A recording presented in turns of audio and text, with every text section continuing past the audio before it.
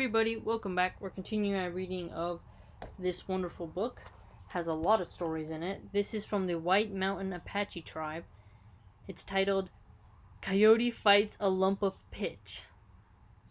Even long ago, when our tribe and animals and birds lived together near white people, Coyote was always in trouble. He would visit among the camps, staying in one for a while and then moving on. And when he stayed at Bear's camp, he used to go over at night to a white man's field and steal ears off the wheat.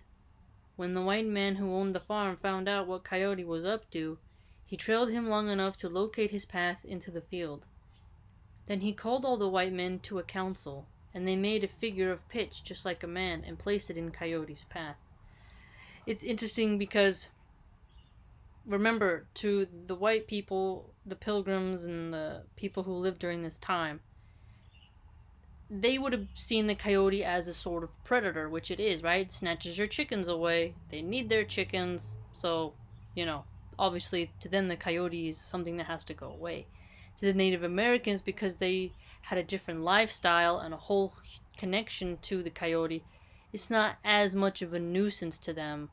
And so it's interesting how in the story he's saying the white man views the coyote this way, while also being quite clever in how they set up a little trap for it. That night, when Coyote went back to steal wheat again, he saw the pitchman standing there. Thinking it was a real person, he said, "Gray eyes." He always talked like a Chiricahua Apache. That's an interesting one. Chiricahua Apache. I haven't heard of that before. "Get to one side and let me by. I just want a little wheat. Get over, I tell you." The pitchman stayed where he was. "If you don't move," Coyote said, "you'll get my fist in your face." Okay, it is funny that a coyote, right, is eating wheat and threatening to punch an object, right? Wherever I go on this earth, if I hit a man with my fist, it kills him. The pitchman never stirred. "All right then, I'm going to hit you." Coyote struck out, but his fist stuck fast in the pitch, clear to his elbow. So now this is really interesting, and if you think about it too, because the comedy of it's just a straw man, but he's trying to say, well, a pitch man, so he's sticky, but he's insulting it. He's like, if you don't do this, and he feels really bold, and then hits it, he's stuck, right? "What's the matter?" Coyote cried. "Why have you caught my hand? Turn loose or you'll get my other fist." "If I hit a man with that one, it knocks out all his wits." Then Coyote punched with his other fist, and then his arm got stuck in the pitch also. Now he was standing on his two hind legs. "I'm going to kick you if you don't keep holding me. I'll knock you over." It's like, usually the coyote is the really smart one, right? He's the one who sets the traps and knows how to get away. Remember in previous stories?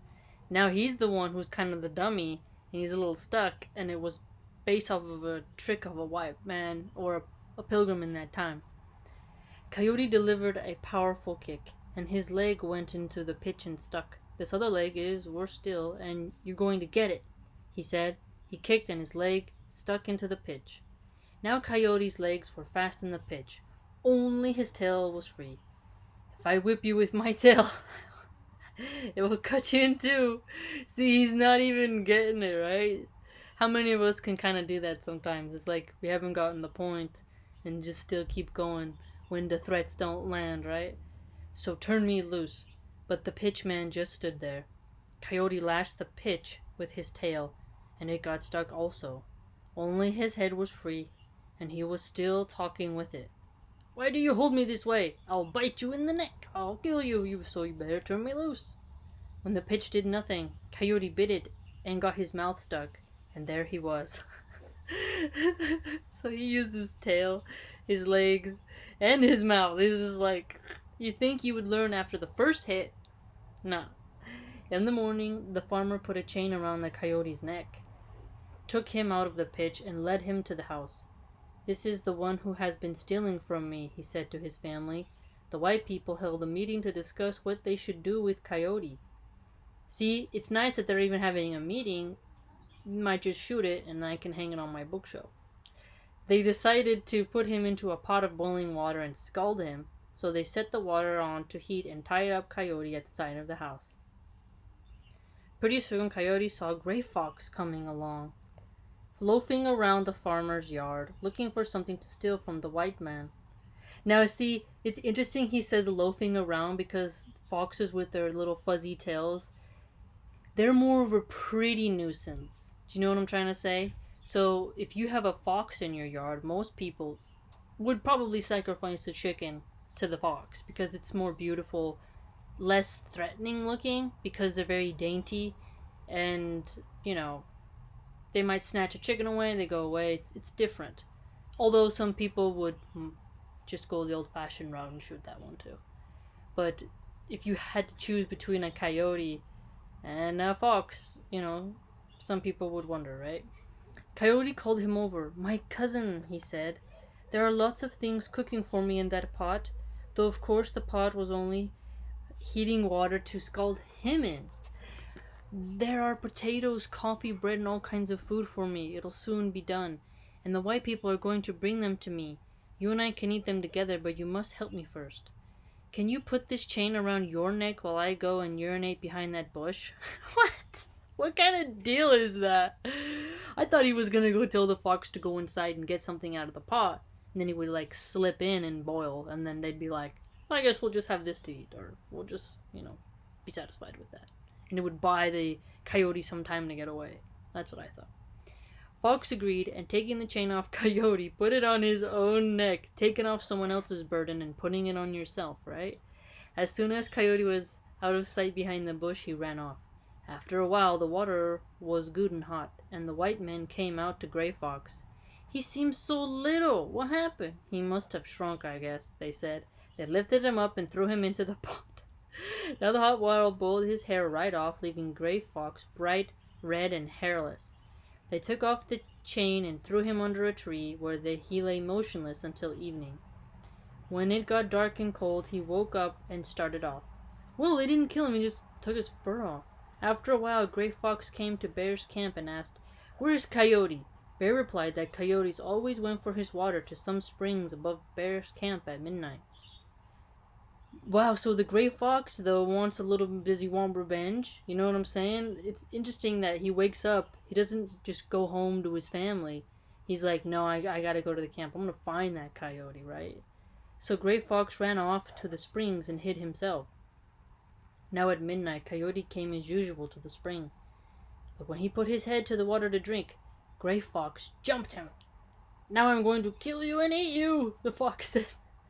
The moon was shining from the sky down into the water, and Coyote, pointing to its reflection, replied, "Don't talk like that when we can both eat this delicious ash bread down there. And we'll have to do is drink all the water, and we can take the bread out and have a feast." Oh no, wait. Oh no, don't say it. They both started to lap up the water, but soon Coyote was merely pretending to drink. Gray Fox drank lots, and when he was full, he got cold. Then Coyote said, "My cousin, some white people left a camp over here, and I'm going to look for some old rags or quills to wrap you up in. Wait for me." So Coyote started off, and as soon as he was out of sight, he ran away. Based on Grenville Goodwin's version of 1939. Okay, so he learned something. Oh my goodness. That was funny. Oh, what a tricky thing Oh, that's crazy. Think about it. Somebody who could be that gullible, right? So the humans, they had a little bit of a method to play, but not as much as between the Coyote and the Gray Fox having a bit of a rivalry of wits, right? When you would wonder how they would fare out, because the fox and the coyote both have kind of like a symbolic example of being sort of slick and sly, right? Creatures that have to think a lot in order to get what they were doing. But the coyote, he got stuck in the pitch, he tricked the fox more than once, ended up getting away. So he escaped death, which is quite funny, right? It's funny.